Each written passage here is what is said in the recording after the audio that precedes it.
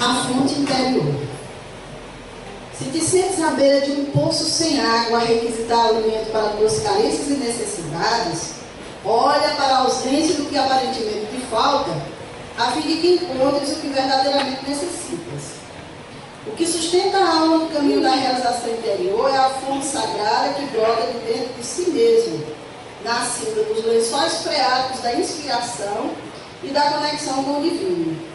Se aparentas não ter aquilo que te abastece o coração de sentido e de significado, aprofunda a incisão do bisturi da autopercepção nos tecidos do coração, rompendo as algemas que te impedem de acessar o manancial de força e fortaleza que há em ti.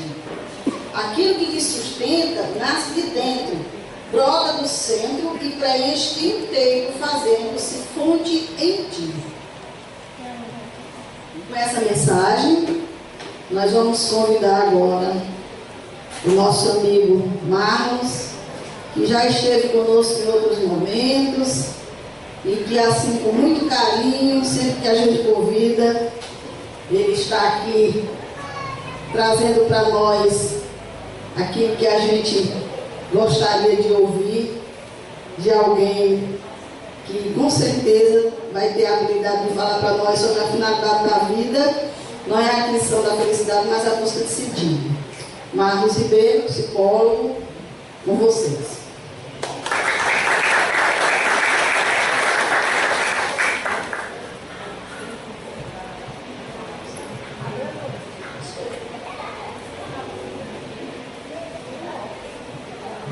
Boa noite.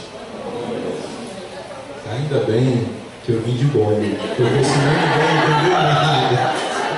Acabei de ficar mais tranquilo agora. Porque se eu tirasse a boina, ninguém ia entender nada.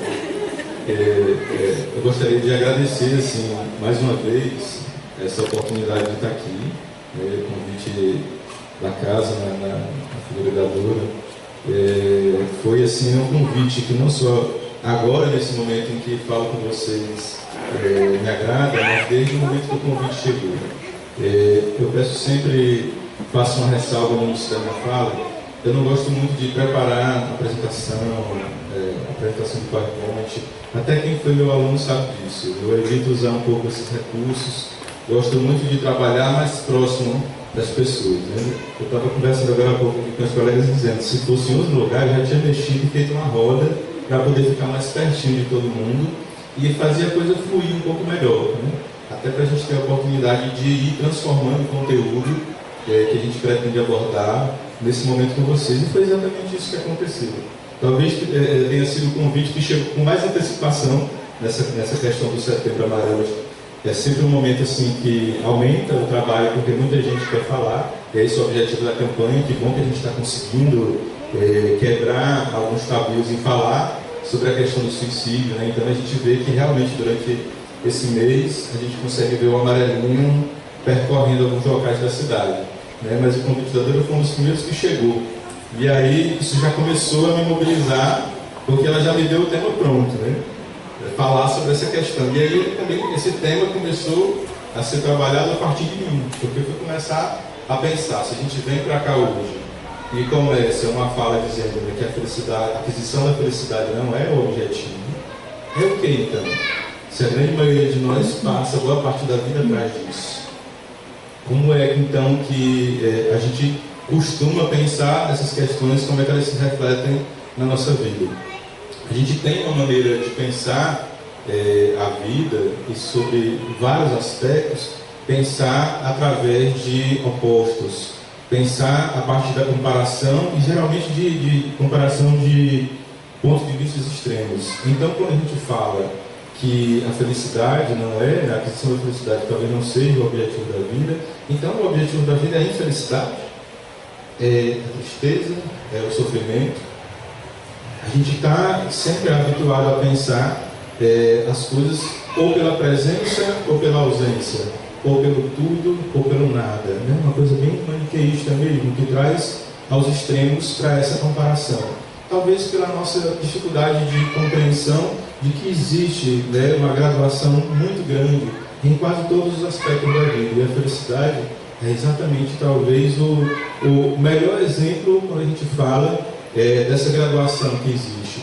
Então, começo tentando minimamente explicar o tema que desenvolvo com vocês hoje, que dizer que a aquisição da felicidade não é o objetivo, não significa dizer que é a infelicidade, que é a tristeza, que é o sofrimento. Mas que existem graus diferentes e que talvez a ideia de felicidade não seja, nesse momento, capaz de atingir. Porque até para a nossa compreensão de alguns conceitos a gente precisa fechar.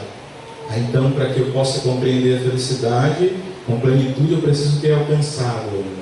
E aí eu trago uma ideia de que uma vez que eu alcanço a felicidade, acabou a busca. Se eu já alcancei a felicidade, nada resta. E é justamente por isso que ela não é o objetivo em si da procura. Durante todo o mês de agosto, em setembro, uma parte desde o convite que eu recebi, quando a colega estava começando a falar um pouquinho antes de mim, ela pediu a ajuda, né, dos amigos espirituais para orientar, né, a fala. Eu devo dizer que a fala foi muito boa, e já provocou algumas alterações na minha fala também, porque uma das dificuldades que eu sinto hoje, né, por uma razão pela qual eu aceitei a encomenda do Tenan, que Deus propôs, é justamente isso: é saber de que lugar as pessoas estão aguardando que eu fale, da contribuição, como psicólogo, como pessoa, como espírita, como o quê? Né? E aí também de como as pessoas chegam até mim para procurar ajuda, para procurar orientação, de que lugar elas estão procurando isso. E uma das dificuldades que encontro no meu trabalho hoje, falando especificamente agora dessa questão do sofrimento, da dificuldade que as pessoas estão encontrando em não haver sentido na vida, ou até mesmo da compreensão da felicidade que não existe na vida delas, é como chegar até elas quando essa referência religiosa, espiritual não está presente. A gente não só encontra um grande número de pessoas hoje que não tem uma questão espiritual, religiosa presente na vida, entendendo bem direitinho que espiritualidade seja diferente de religiosidade, tá? Mas às vezes nem outro está presente. E na ausência desses dois fenômenos existe uma resistência em aceitar, em compreender e se abrir mesmo a receber referências que sejam talvez até divergentes, mas que possam contribuir de alguma forma para a minha ideia do que sejam nessas dificuldades da vida. Então eu preciso estar sempre buscando um lugar de neutralidade que a psicologia pretensamente me dá, de falar do ponto de vista científico, acadêmico, profissional, mas até esse lugar tem uma limitação, porque na psicologia também não responde a essas questões. A filosofia se aventura no campo de propor uma resposta para o sentido da vida, para a felicidade, a psicologia também. Mas a gente não vai encontrar, sob protestos de alguns livros de autoajuda que a gente encontra, nenhuma fórmula mágica que eu possa simplesmente adotar e dizer: este é o sentido da minha vida, esse é a fórmula da felicidade. Então, se alguém começa propondo essa fórmula, esse sentido pré-pronto, alguma coisa já está errada. Porque se existe talvez algo de universal, seja a necessidade da procura, tanto de encontrar o sentido, como talvez de encontrar e compreender o que é a felicidade na vida. Mas ele não se materializa em nenhum objeto ou objetivo específico, palpável. O que funciona para um, não funciona para outros. E até mesmo o que é causa de infelicidade para algumas pessoas, para outras é alguma coisa absolutamente normal e corriqueira. E aí a gente tem que cotidianamente entrar em contato com as pessoas justamente no momento em que elas estão vivenciando essa procura. Ninguém vem ao psicólogo porque está bem, porque está feliz. Né? A gente tem que descobrir isso da pior maneira possível. Dia após dia as pessoas vão chegar, vão procurar quando estão vivenciando algum momento de dificuldade. Eu estou tão feliz na minha vida, eu vou já conversar com o psicólogo para entender melhor o que está acontecendo. Não, já estou vivenciando, está massa, não preciso fazer mais nada. Não, a gente vai quando está sofrendo.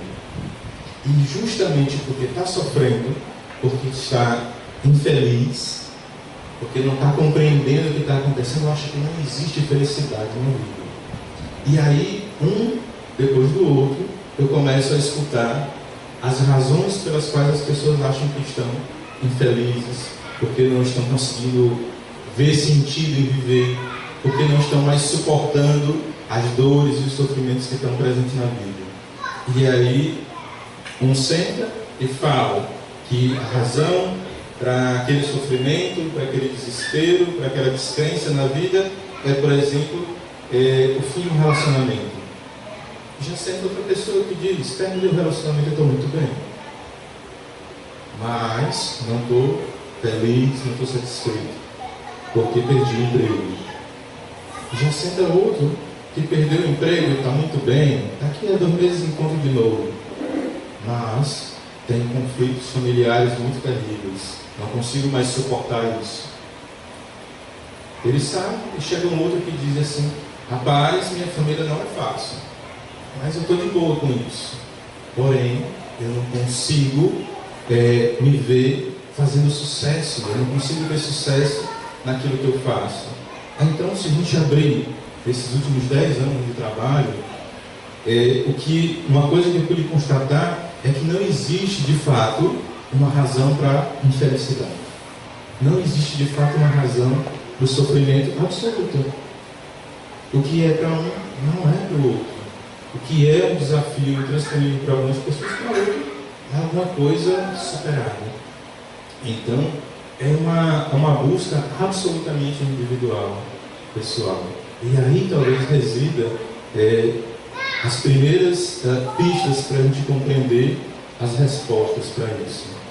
Em geral, quando a gente está passando uma situação de sofrimento, quando a gente não está compreendendo um momento de sofrimento, a gente tende a olhar para as coisas com foco.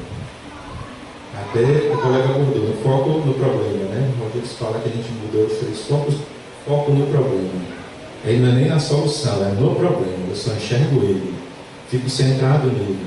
E em geral, isso tem a ver com aquela visão que falei, né? Dualista das coisas. Ou é bom ou é ruim, preto ou é branco. Então, se eu estou sofrendo com alguma coisa, é porque não há felicidade na minha vida. Eu coloco ela por oposição. Se uma está presente, a outra não pode estar. Então, se eu estou vivenciando alguma situação de sofrimento, não posso ser feliz.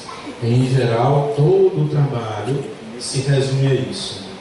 A gente começar a ir limpando o caminho, porque a nossa visão vai começando a ficar turvada pelas experiências mais difíceis, pelas experiências de sofrimento. E quando a gente começa a limpar um pouco a nossa visão, a gente começa a perceber que há sim várias coisas muito positivas que estão acontecendo todo dia, mesmo às vezes nos momentos mais difíceis, do maior sofrimento, se eu souber enxergar a presença da felicidade ali. Talvez a nossa compreensão de felicidade, de que é algo que sozinha preenche a nossa vida na totalidade, é que não me permite enxergar. Se ela está presente e ela permite que momentos de sofrimento aconteçam, então ela não é felicidade. E eu pergunto a qualquer pessoa, se ela não tiver uma dificuldade de enxergar, de perceber na vida dela, se não é uma felicidade poder acordar, abrir os olhos e levantar. Ela não é um momento de felicidade.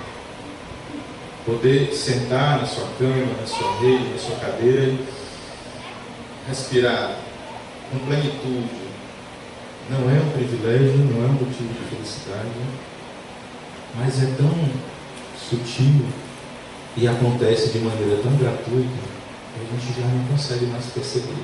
A visão em foco da dificuldade, do sofrimento se apresenta muito rapidamente, é assim que eu desperto. E às vezes me acompanha até durante o sono. Então eu volto novamente para o problema. E aí já não consigo enxergar as benesses que eu estou recebendo desde o momento que acordei. O simples fato de que hoje vamos dormir todos nós e amanhã uma parte do mundo inteiro, pessoas não vão ter o privilégio de acordar, como muitos aconteceram hoje, já deveria ser o suficiente. Poxa, eu fui escolhido para ficar vivo, estou feliz. Mas isso não é sensação que preenche a plenitude. Porque a felicidade não é essa coisa estanque. Aliás, a natureza nos dá uma boa dica de que tudo, pelo menos na face desse nosso planeta, tem uma determinada dinâmica. Nada é estanque, é parado, prontinho, como uma fotografia. Tudo está em constante movimento. Então, a felicidade também é um pouco isso, como tentar alcançar a nossa sombra. A gente caminha, ela acompanha.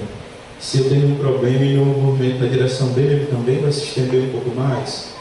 O tempo inteiro, a nossa noção de felicidade acompanha os nossos passos. Provavelmente, se estou deitado no leito de um hospital, sofrendo com dores, e recebo uma visita, flores, uma palavra amiga, isso me preenche de uma sensação intensa de satisfação. Devido ao meu estado, devido à dinâmica daquele momento, aquilo é o suficiente para me preencher com energia, com alegria. Talvez para uma pessoa no meio da rua, ocupada com questões do dia a dia, alguém entrega uma flor, alguém fala uma palavra amiga, não tenha absolutamente efeito nenhum, porque não há um outro foco, uma outra necessidade. Então, de fato, não há nenhuma necessidade absoluta também que nos leve a pensar e a colocar, a eleger essa necessidade de estar feliz como o objetivo principal da vida.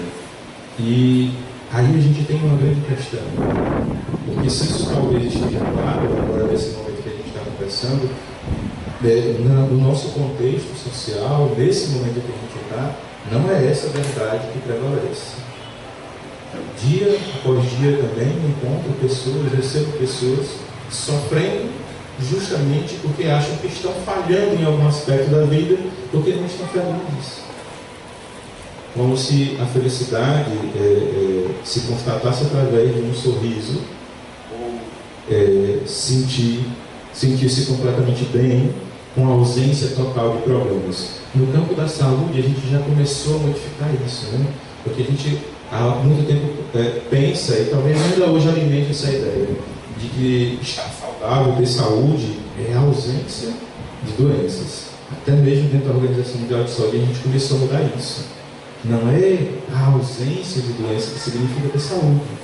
É um estado de bem-estar que às vezes atravessa inclusive os nossos momentos de adoecimento. Então, estar vivenciando um sofrimento, não estar conseguindo atingir um determinado objetivo na vida, não significa dizer que você fracassou, porque a sua vida não está dando certo. Mas a gente tem uma ideia que é perseguida pela mídia, de maneira geral, pela nossa sociedade, de que essa felicidade precisa estar estampada no rosto. E essa busca, essa necessidade obrigatória, tem sido geradora de sofrimento. Porque quando eu não consigo manifestar esse estado de plenitude que na verdade não existe, numa necessidade artificial, criada, fomentada aos quatro ventos, eu começo a sofrer porque acho que fracasso. Não estou conseguindo sustentar isso. E aí a gente tem um problema que desemboca nessa questão do suicídio, que é as pessoas não compreenderem enquanto alguém atenta contra a própria vida, manifestando momentos antes, dias antes, meses antes, que estava bem. Como se o fato de estar bem hoje me protegesse completamente de sentir alguma coisa depois. Nos últimos 4 ou 5 anos, a gente faz um trabalho às segundas-feiras lá no Hospital Colônia, num grupo que a gente chama de Promoção da Vida. Falei um pouquinho dele no ano passado, quando a gente deu a convite da casa, que a gente faz isso toda segunda-feira. É quase como um mantra, de que o trabalho lá não é negar o sofrimento. Pelo contrário, o sofrimento tem porta aberta para entrar. Para a gente falar sobre ele, para a gente compreender que ele está presente na vida, mas que ele não anula nada. Ele não me impede de exercitar a felicidade, sentir, mesmo dentro da situação de sofrimento. Esse é o primeiro trabalho que a gente faz na chegada. Porque, em geral, as pessoas quando vão até um psicólogo, um profissional, querem alívio. Tem alguma coisa que dói, tem alguma coisa que incomoda e eu quero me livrar disso. E eu digo, segura teu pacote aí, fica aí. Primeiro eu reconheço o que é que está aí dentro, o que é que chegou até aí. Não se livra dele agora não. O alívio vai vir depois no percurso. Quando eu entendo por que estou carregando determinadas dores, determinados sofrimentos, qual o papel que eles têm em minha vida, e aí nesse sentido a doutrina espírita oferece o remédio, né, e o material necessário para essa compreensão, mas como eu não falo desse lugar em geral, né, aos meus pacientes, eu preciso abordar por outro viés, e é chamar a necessidade de responsabilização pela nossa situação de vida, sobre todos os aspectos, dentro dessa situação de sofrimento que encontramos na grande maioria das pessoas hoje, é uma dificuldade em se reconhecer parte do seu sofrimento. Ele é de alguma ordem externa, né? Fora de mim. Não existe nada dele em mim. Eu só sofro, sou vítima do meu sofrimento. Então é um processo laborioso, né? Demorado, porque a gente não fez isso do dia para a noite. A gente foi construindo isso passo a passo, todo dia, com cada atitude, diante de cada problema, a gente vai construindo uma maneira de se colocar diante do mundo. Ora, o que é isso senão, talvez, o objetivo da encarnação, segundo o próprio Livro dos Espíritos? O colega fez até a pergunta que antecede isso, Santo Agostinho traz isso como resposta. Dá o exemplo dele mesmo falando o que ele fez, meditando cada dia, se ele tinha feito, se sentia atendido, se a consciência estava tranquila. O objetivo em si começa a atravessar por aí. Mas acho que nem foi o objetivo dele dizer que isso era uma formulinha. Ele estava se colocando como um parâmetro, oferecendo uma condição. Mas eu posso reafirmar, segunda-feira após segunda-feira, todo dia. Nossos pacientes me perguntam, doutor, você não se cansa de repetir essa história, não? E eu digo assim, você não se cansa de repetir a mesma forma, de não se responsabilizar pelos seus problemas, não? Então, enquanto você não se cansar de reagir da mesma maneira diante dos problemas da sua vida, eu não posso me cansar de repetir que é preciso que a gente acolha os nossos sofrimentos, as nossas dificuldades e se responsabilize pela transformação. Esse, em parte, tem sido uma questão constante e que talvez possa dizer com segurança: o problema da nossa sociedade não é depressão, não é ansiedade, não é pânico, é a dificuldade em compreender que há sofrimentos na vida que são absolutamente necessários. E não estamos falando isso como, então agora eu vou me martirizar, vou sofrer, porque através do sofrimento é que eu vou aprender. Não, se você faz um caminho de buscar o sofrimento, aí tem alguma coisa equivocada também. O sofrimento vai se apresentar como consequência natural dos desafios. E boa parte dele, na verdade, nem vem da situação em si, mas vem de um sentimento profundo de revolta, de não aceitação dessas circunstâncias de sofrimento. De fato, a zona de conforto, a ausência de dificuldade, de problema, não nos propicia nenhuma força motriz para a mudança. Às vezes até diante de problemas graves, de situações claras, em que eu percebo que meu comportamento, que a minha postura diante do mundo é parte do problema, nem assim eu me motivo a mudar. Nem assim eu consigo enxergar que a minha responsabilidade é começar a transformar aquela situação. Então, de fato, é uma necessidade nossa. Os desafios se apresentam como uma porta que nos possibilita acessar um novo momento da vida, que me permite acessar, desenvolver uma nova habilidade, uma nova característica o tempo inteiro. Quando a gente é criança, fazemos isso de maneira automática. Solte a criança no chão, ela vai tentar levantar, vai tentar engatinhar, se cair, machucar, chora. Assim que passa as dores iniciais, ela vai retomar o movimento de busca. Então isso está presente em nós. Isso está presente em nós. Romper as dificuldades, o corpo dá esses sinais dessa necessidade. Mas o tipo de relação social que a gente estabeleceu acaba negando, em parte, esse contato interior. Eu não sei, a gente é morador de uma casa que a gente não sabe o que acontece em boa parte dos cômodos. A gente é morador de uma casa que a gente não se responsabiliza pela faxina. A gente é morador de uma casa que a gente aluga quartos sem saber a quem. A qualquer pessoa ocorre que isso seja uma situação tranquila.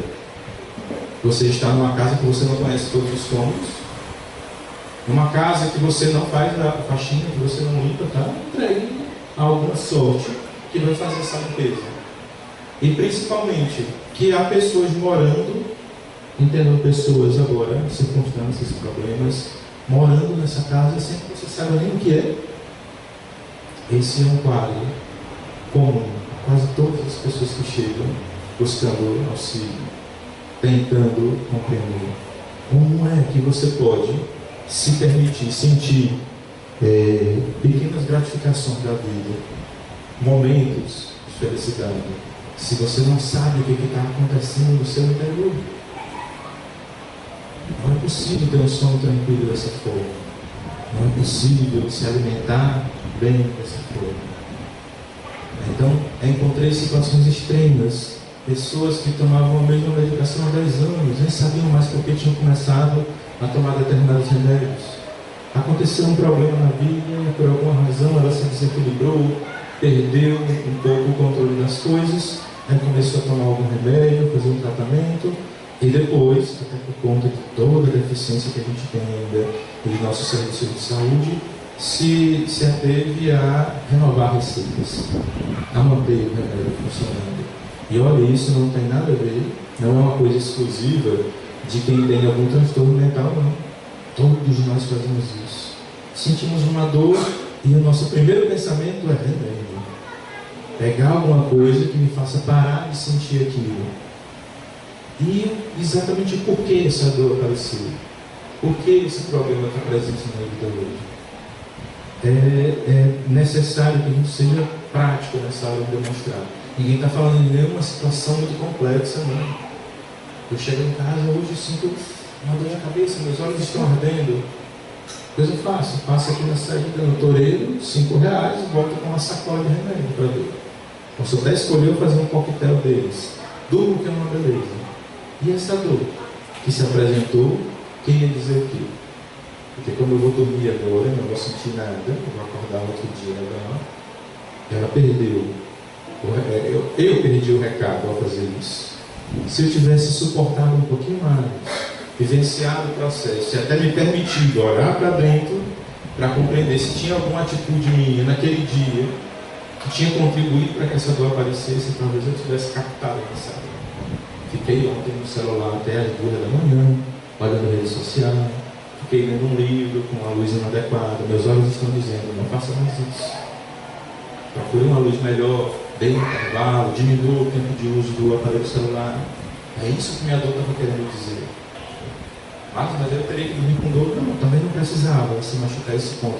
Mas não entregar essa tarefa de olhar para dentro de si, verificar sua casa. Entendendo? Você chega na sua casa, olha, vê uma porta arrebentada, uma janela aberta e passa caminhando como se nada tivesse acontecido. Não, cheguei em casa e tem uma janela que eu não deixei aberta. Fico desconfiado, entro com mais cuidado, observo se eu deixei aberto, se o vento abriu, se tem sinal de que alguém arrebentou, pode ter alguém dentro de casa que vai ameaçar minha vida. Tomo todos esses cuidados. E na minha casa interna eu não faço essa tarefa. Começamos desde muito cedo a executar rotinas, protocolos,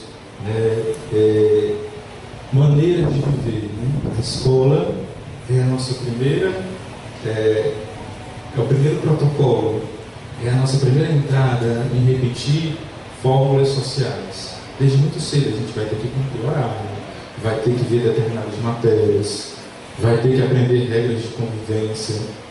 E a gente aprende a fazer isso, salvo raríssimas exceções, de maneira automática.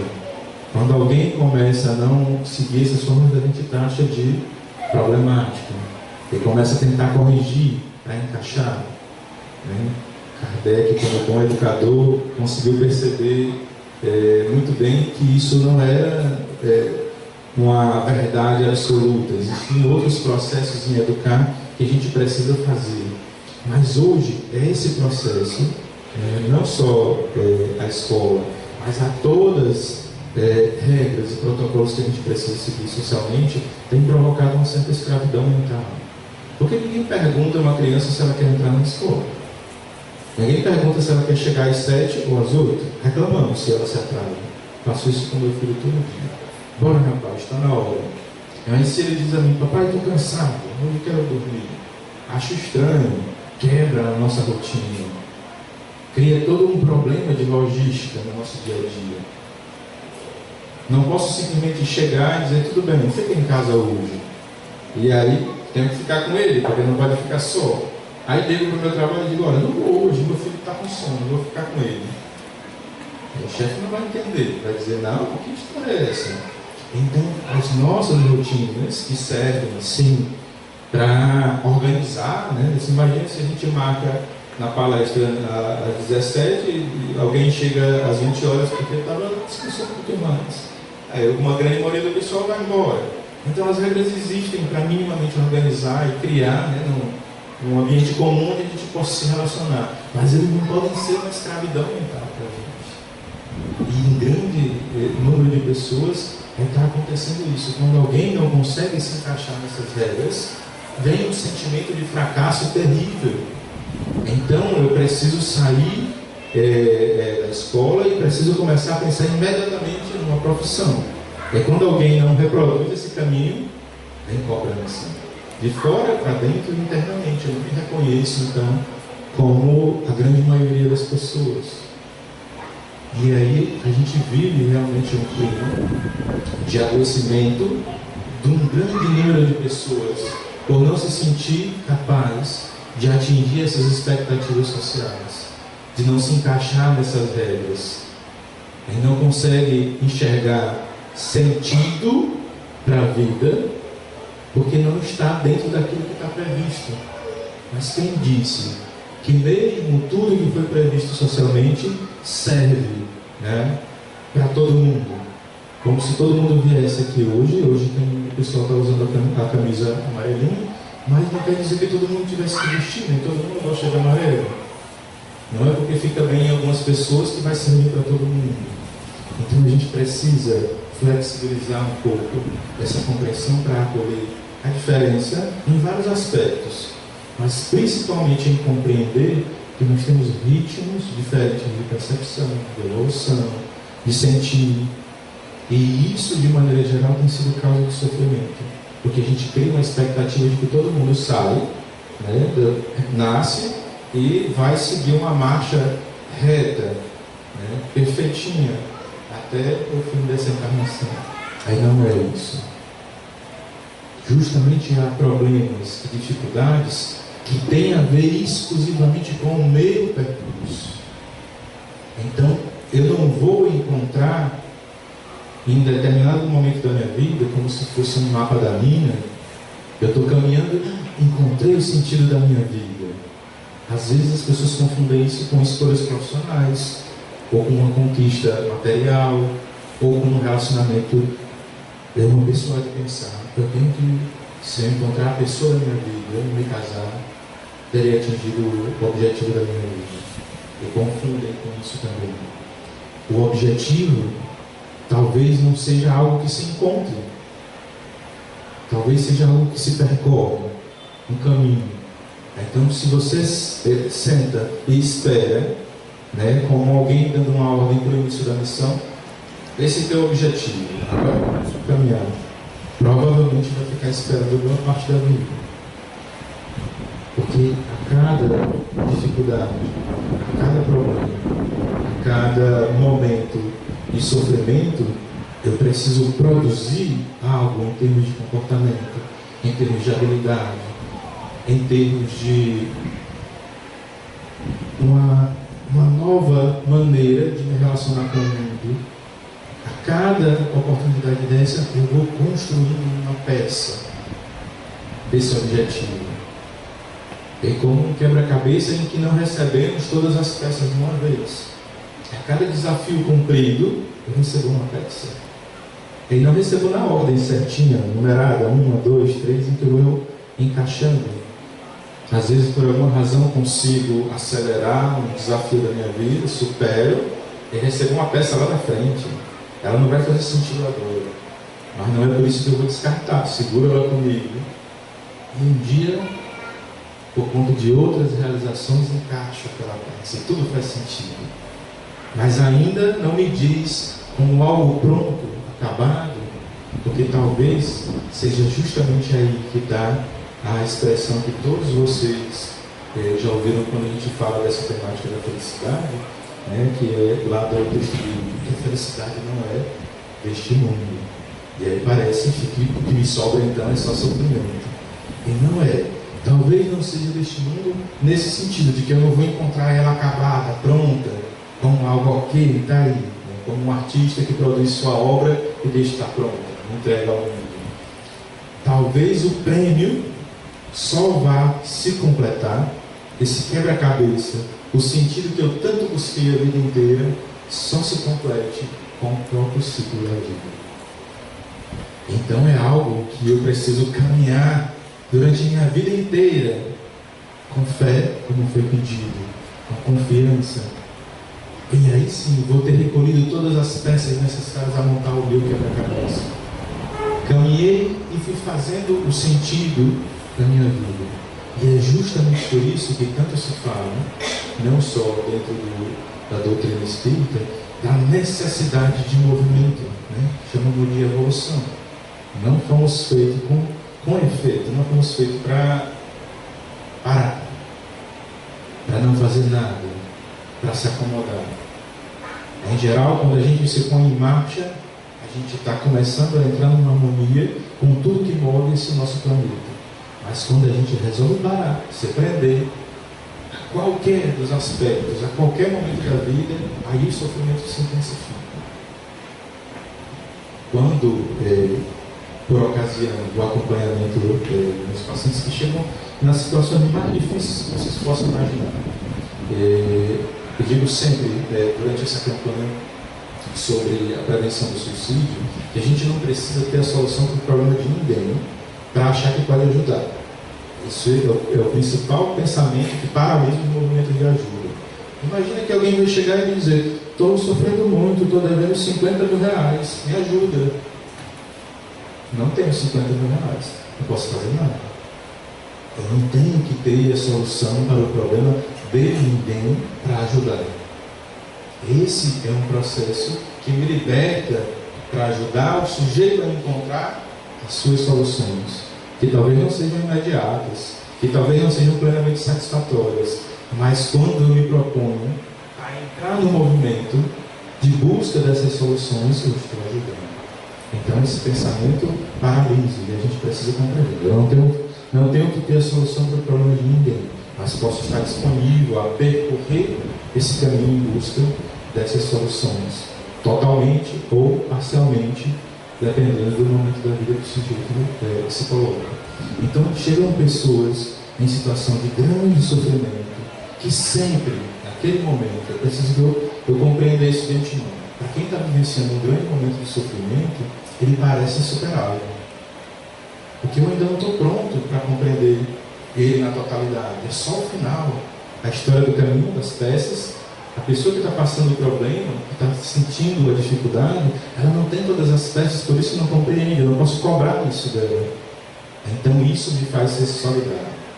Eu também vivencio processos assim, não tenho todas as peças.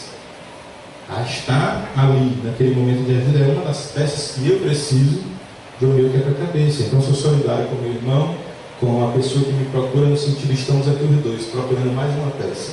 Vamos encontrar assim que as coisas forem possíveis. Então eu ensino, tento mostrar isso, né, despertar nas pessoas a necessidade de aprender a esperar, de aprender a sentir, de aprender a acolher as manifestações da vida sem se perder num foco exclusivamente na dificuldade, ou de que nesse momento eu não tenho todas as respostas, de que eu não tenho esse sentido pronto que me diz todos os passos que eu tenho que fazer daqui até o fim. Porque até se a gente parar para pensar, se eu recebesse todas as peças para compreender, né, o sentido da minha vida, ele me levava diretamente à minha cova. Não é assim que vai terminar? Para a minha morte. E é literalmente esse salto que algumas pessoas estão fazendo. Se tudo que eu fizer na minha vida inevitavelmente vai me levar até a minha morte, vou pular logo para a última casa. E aí esqueça, e pulando as cartas, na hora de entregar a solução do problema vão faltar peças. Se eu pulo etapas, né, se eu antecipo o final da história, eu chego até lá com uma falta de grande parte das pistas que eu precisava para resolver o meu problema, para entregar a minha missão. E talvez só nesse momento é que eu vou compreender o sentido. Então, o sentido da vida é a busca pelo sentido. E a felicidade, se posso dizer a vocês, é muito mais uma coisa dinâmica, uma brisa, que vem e refresca momentos de dificuldade, e que eu tenho, até pelo que o colega falou, uma partezinha do meu cérebro que guarda isso como se fosse uma fonte bastante interessante de funcionamento, porque ela vai me afetar de volta nos momentos de necessidade, esse fôlego, para compreender que aquilo vai passar, porque a felicidade vem, assim como uma indo e voltando, um movimento constante. Se eu tento capturar, pegar, essas vai na minha mão e fica no momento presente na memória. Então, reconhecer que a felicidade não é o meu objetivo, me liberta de não estar constantemente me cobrando essa felicidade, mas de estar constantemente sentindo essa brisa. Muito maravilha quando a gente está no calor e bate aquele ventinho despretensioso do nada, que traz esse conforto, que traz esse alívio. Quanto mais calor, mais intenso vai ser esse alívio. Então, passa a ser um movimento de libertação, independente de qual seja a dificuldade que eu esteja passando. E é esse convite que a gente faz constantemente às pessoas. E no momento de dificuldade em que ela não está compreendendo, às vezes, a situação é tão difícil, é tão complicado, é tão doloroso o processo, que a única coisa que a gente pode fazer é respirar. Ganha tempo, ganha força, para que quando esse processo passar, eu esteja pronto a retomar a caminhada. Então, eu gostaria de agradecer essa oportunidade de falar. Não pretendo encerrar entregando uma resposta, uma fórmula, como eu disse anteriormente, mas convidando vocês a essa reflexão. Em quantos momentos da minha vida eu tentei pular uma etapa? Tentei me desfazer do sofrimento? Em quantos momentos eu quis receber a compreensão já pronta das dificuldades que eu estava tendo? E saber exatamente o que eu estou fazendo aqui. Muitas das pessoas que me procuram dizem assim, está confuso, eu não sei o que eu estou fazendo na minha vida. Eu digo, muito bom. A ideia é essa, é que você continue buscando, porque se você já tivesse compreendido tudo, não fazia mais nenhum sentido estar aqui. Só estamos aqui porque ainda estamos precisando recolher pistas, ainda precisamos encontrar esse sentido. Então, se desligar, se desapegar dessa ideia de que você vai receber na sua mão um roteiro como um mapa do que você vai fazer do início até o fim, pode ser um grande motivo de angústia para você, porque você só vive o tempo inteiro a saber que está na trilha certa. Quando a gente não sabe, a gente tem que ter mais atenção. Será que esse próximo passo que eu vou dar, estou caminhando na direção certa? Eu preciso sentir. De fora, não, para dentro. Esse processo é por dentro. Ninguém vai me dar o meu sentido da vida. Eu preciso encontrar, eu preciso realizar esse percurso. Então, aí se faz um primeiro movimento de libertação que me deixa livre para percorrer o caminho sem a angústia de saber, será que eu estou tendo passo para chegar até lá e vou percorrendo cada um, cada passo, dia após dia. A história do estar em dia, né? Aproveitar o dia, vivenciar o que tem para ser resolvido hoje. E aí aproveitar a grande lição de Santo Agostinho. Né? E aí chego no final do dia e faço uma reflexão. Será que eu podia ter feito mais um pouquinho? Será que alguém, se eu deixei alguma aresta pelo caminho? A gente é descompromissado com esse trabalho. Né? Então, de repente, a gente teve um desentendimento do dia e vai dormir nesse desentendimento. Ao invés de ir lá resolver conversas, conflitos, são difíceis mesmo, mas são necessários. É através deles que a gente pode resolver. E os problemas também estão aí para provocar em nós a necessidade de mudança. Sem eles, tudo é acomodação. E a gente não foi projetado para ficar nessa estagnação. Então, chamar a essa reflexão de que talvez não haja esse sentido pré-fabricado, entregue a gente desde o início como um mapinha com todos os passos e liberta para vivenciar isso no dia a dia. Se eu encontrei minha peça de hoje, posso dormir bem, achando que hoje comprei meu serviço, ganhei mais uma peça do quebra-cabeça, isso já é o suficiente para me dormir bem e acordar amanhã com a disposição renovada e me perguntar qual será a peça que vai se apresentar amanhã. Fico à disposição para responder algum questionamento de vocês e agradeço do fundo do coração dessa oportunidade de trazer talvez de dúvidas e de questionamentos para que a gente possa se aproximar dessa possibilidade de se sentir bem, mesmo quando a felicidade não parecer plena na minha vida. Eu aprendi a valorizar um momento de respiração tranquila, um encontro com alguém, a reconciliação com alguém, um pequeno evento do dia a dia, um pôr do sol, acordar e ver o dia nascer, coisas absolutamente fantásticas e que a gente perde justamente porque está tentando compreender e sentir a felicidade como algo, como efetivamente é inatingível para a nossa compreensão limitada. Muito obrigado.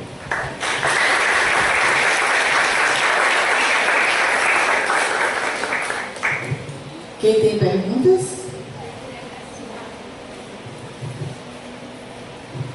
Então, né, só querendo acrescentar falou dessa questão da gente se perceber. Eu não sei se você já leu Osho, na questão de solicitude, solidão. Ele fala muito nessa questão da gente perceber as nossas mazelas, perceber o que está me fazendo triste.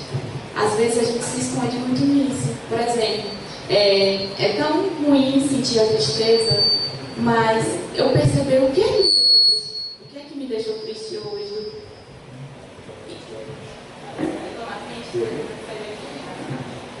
Então, gente, dessa questão que ele fala muito da gente abraçar a tristeza, não no sentido de excluir, mas no sentido de me perceber o que me deixou triste, o que me deixou com raiva, o que está me deixando com aquele sentimento. Então, quando eu me percebo naquela situação, aquela tristeza, ela vai se desfazendo. E chega um momento que você percebe que ela foi embora. Então, nessa questão de conhecer a si mesmo, é a chave de se libertar, é a chave de se melhorar e evoluir. Então, era só isso que eu queria perguntar. Perfeito, é isso mesmo. E isso é uma parte talvez da tarefa que a gente precisa realizar, né? Que a gente precisa construir. Eu gosto de usar essa imagem para fazer uma analogia. Imagine que a sua tristeza, o seu sofrimento, o problema que você está passando é como alguém com quem você tem uma questão para resolver. E ele vem e bate a sua porta, e chama, e anuncia: sou eu, quero resolver contigo essa situação. Aí você pensa assim: eu não vou abrir a porta para ele não. Deixa ele lá, gritando lá fora. Isso não vai resolver o problema. Eu não vou sentir, não vou ter o desconforto de lidar com essa questão, mas também não vou resolver. Então, sim, o processo de acolhimento tem a ver com isso. Não é se abraçar com a tristeza. Vejam bem, tem um monte de gente abraçada com a tristeza, mas não acolheu a tristeza. Ela é a pior coisa que existe na vida do sujeito. Ele tem um sofrimento como a pior coisa que acontece na vida dele. Então, é uma visita, é uma presença absolutamente insuportável para ele. Enquanto os dois não fazem as pazes e compreendem qual é o papel, as coisas não avançam. Então, o sofrimento bater a sua porta, é melhor entender logo e ver qual é o papo que tem que ser feito. Mais alguém quer fazer pergunta?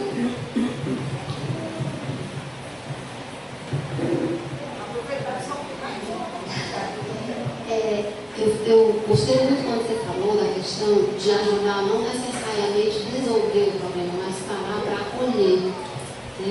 Para sofrer junto, digamos assim, né? Mais figurativo. Para você ouvir, para a pessoa saber que está alguém com ele. Eu fui voluntária do CVV, em Teresina. E teve um atendimento em particular que me chamou muita atenção. Ela me ligou, era uma mulher, e chorava muito.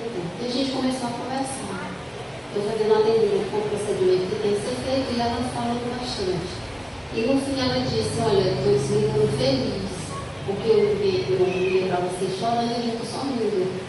Então assim, eu nem fiquei sabendo qual era o problema dela. Que tipo de problema que ela estava passando. E aquilo me deixou satisfeita demais, muito feliz de saber que eu tinha ajudado, sem saber o que eu estava ajudando exatamente. Né? Não sabia qual era o problema que ela tinha. Mas eu só em ouvir, só em ter alguém para conversar, já foi suficiente para ele. Para mim foi maravilhoso. E é exatamente isso.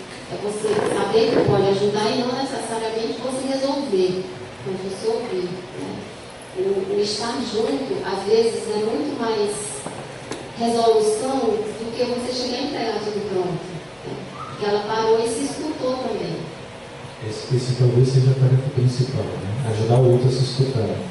E aí eu faço só uma pequena ponderação, porque isso acaba que também funciona para afastar as pessoas. Né? Quando a gente fala, especialmente dessa questão delicada, que é lidar com alguém que está pensando que a vida não vale a pena, que quer tentar controlar a vida, está pensando, eu vou chegar para ajudar essa pessoa, eu vou sofrer junto com ela.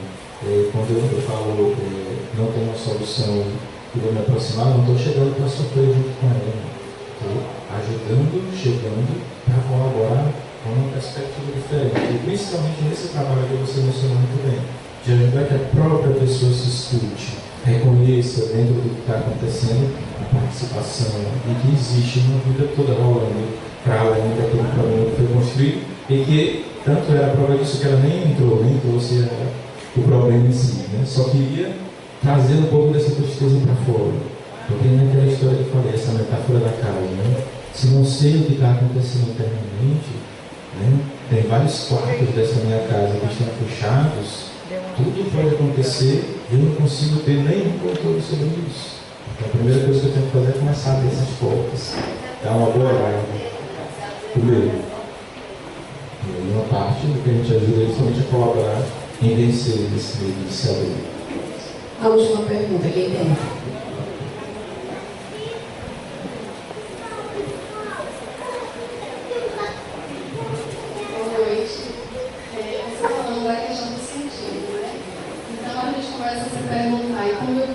Sentido. Eu lembrei o tempo todo conversando com as meninas do Franco, que fala muito disso, em busca de sentido. E a gente fica pensando que o sentido existe lá na frente, e um dia a gente vai encontrar esse problema aqui, né, do bem-estar. Ele comenta no livro dele que o sentido existe em todo momento. No dia a dia, você falou, né? E você relatou que esse é os cômodos das internas.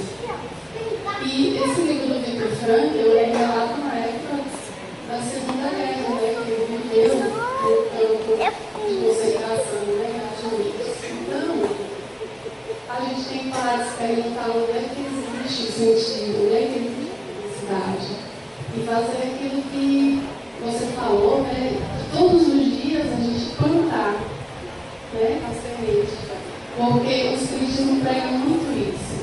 Você planta, você colhe. Ação e reação.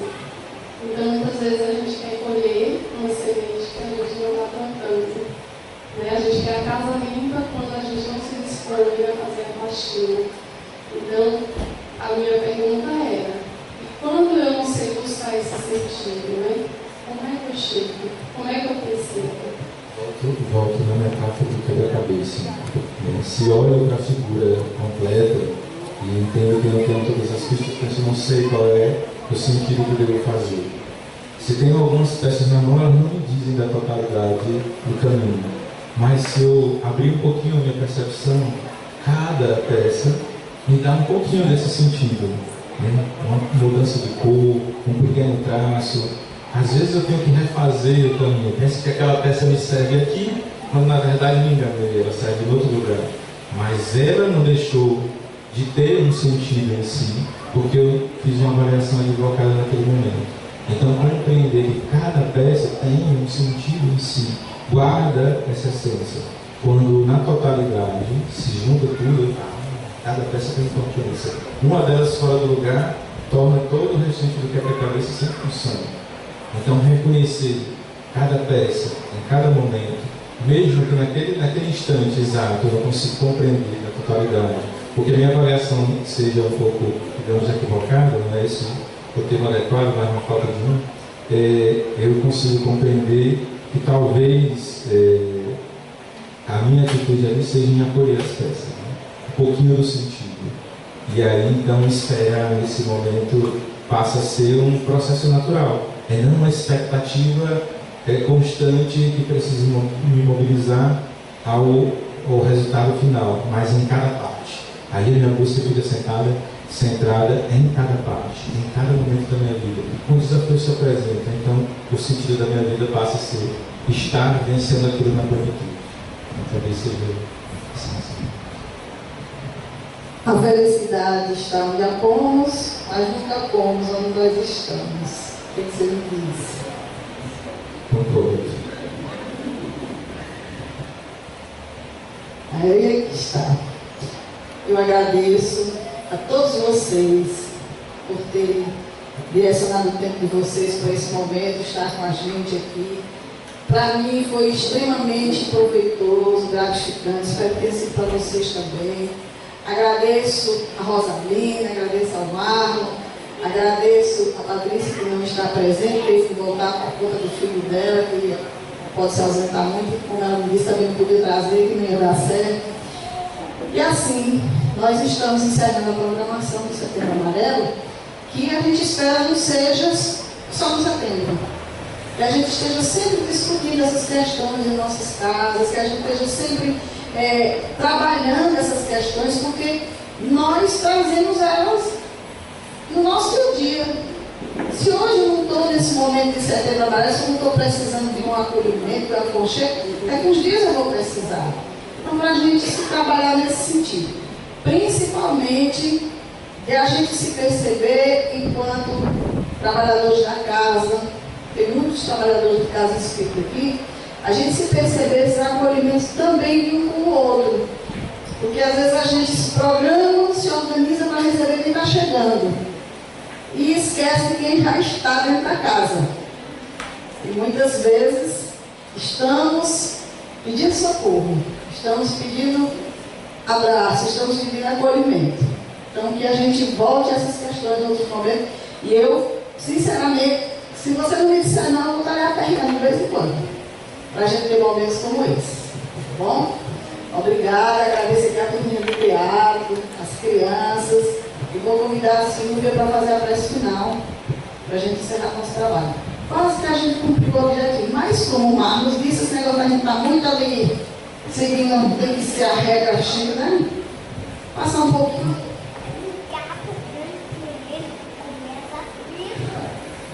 Mas boi ou sem dor, né, gente? Então vamos juntos elevar o nosso pensamento a Deus. Vamos juntar o que melhor temos em nós, em termos de energia, de sintonia positiva, e entrar juntamente com todos aqui presentes da espiritualidade superior que nos auxiliaram, que prepararam todo esse ambiente para nós. Enfim, que possamos, juntamente com eles, elevar o pensamento a Deus em gratidão. Gratidão pela mensagem de hoje, gratidão por todos os palestrantes que nos fizeram refletir, gratidão pela vida, acima de tudo, pela nossa vida, que possamos, apesar de todas as dificuldades, Senhor, que consigamos elevar o nosso pensamento até Ti e termos a certeza de que o Senhor não nos deixa sozinhos em momento algum. que saibamos valorizar a nossa vida, que possamos olhar para dentro de nós mesmos e termos a certeza de que nós temos a luz, a coragem e a força necessária para tocar a nossa vida sempre. Que assim seja. E obrigada mais uma vez a todos e a todas.